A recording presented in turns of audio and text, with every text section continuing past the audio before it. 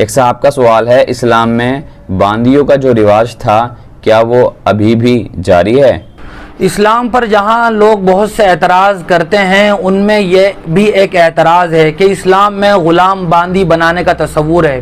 हालांकि याद रखना चाहिए कि इस्लाम की आमद जहाँ दुनिया इंसानियत के लिए रहमत का बाइस साबित हुई है, वहीं ग़ुलाम बांदियों के लिए भी जनाब नबी करीम सल्लल्लाहु अलैहि वसल्लम की बैसत रहमत साबित हुई है।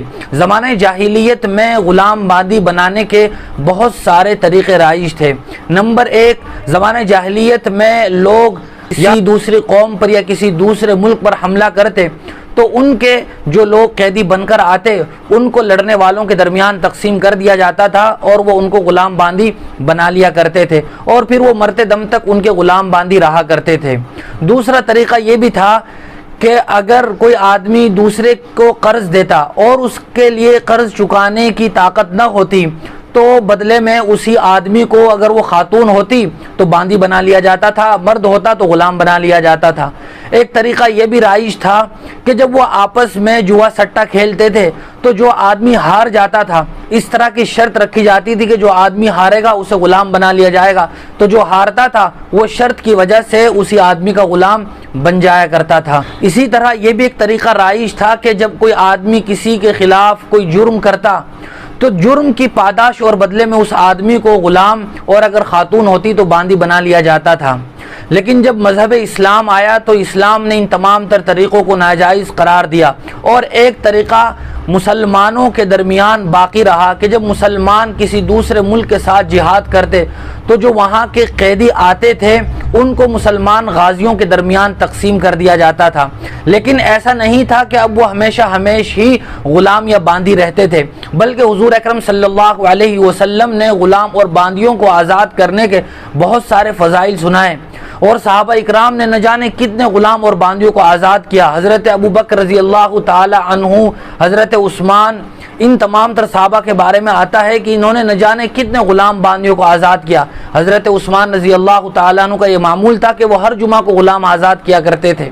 और इसी तरह शरीअत ने जो मुख्तलिफ़ चीज़ों के बारे में कफ़ारे कायम किए हैं, मिसाल के तौर पर अगर कोई आदमी रमज़ान का रोज़ा तोड़ दे तो उसका कफ़ारा ये भी है कि वो ग़ुलाम को आज़ाद करे।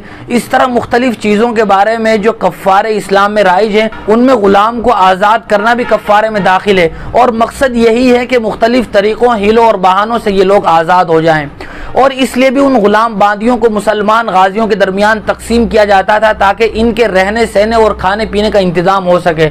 हर सहाबी एक एक दो आदमी का इंतज़ाम कर सकता था। इसी तरह इस्लाम ने यह भी तरीक़ा जारी किया कि अगर कोई मर्द चाहता वो किसी भी बांदी को आज़ाद करके उसको अपनी बीवी भी बना सकता था। इसी तरह ये तरीक़ा भी राइज था कि अगर कोई सहाबी चाहता या कोई मुसलमान ये चाहता कि मैं इसके साथ यानी बांदी के साथ अपनी ख्वाहिश की तकमील करूं, चूँकि बांदियों के साथ ख्वाहिश की तकमील की इजाज़त थी, अगर वो बांदी ख्वाहिश की तकमील के मुलाकात के नतीजे में हामिला हो जाती और बच्चे की विलादत हो जाती तो मालिक के इंतकाल के बाद ये बांदी खुद ब खुद आज़ाद हो जाती थी। ये तमाम तर तरीक़े इस्लाम ने राइज के फ़ज़ाइल सुनाए ताकि लोग ग़ुलाम बांदी बनकर न रहें। और ग़ुलाम बांदियों पर किसी भी किस्म के जुल्म की इजाज़त नहीं थी, बल्कि उनके हुकूक़ की रियायत करना हर मुसलमान पर ज़रूरी था। जहाँ तक ताल्लुक़ है इस बात का क्या आज के ज़माने में भी ग़ुलाम बांदियों का वजूद है, आज जिस तरीक़े से दुनिया में सियासत के निज़ाम राइज हैं और ममालिक हुकूमत कर रहे हैं, इन ममालिक का आपस में ये एक एग्रीमेंट और मुआहदा है कि अगर एक मुल्क दूसरे मुल्क के किसी आदमी को पकड़ लेता है तो वो उसको ग़ुलाम या बांदी नहीं बना सकता है।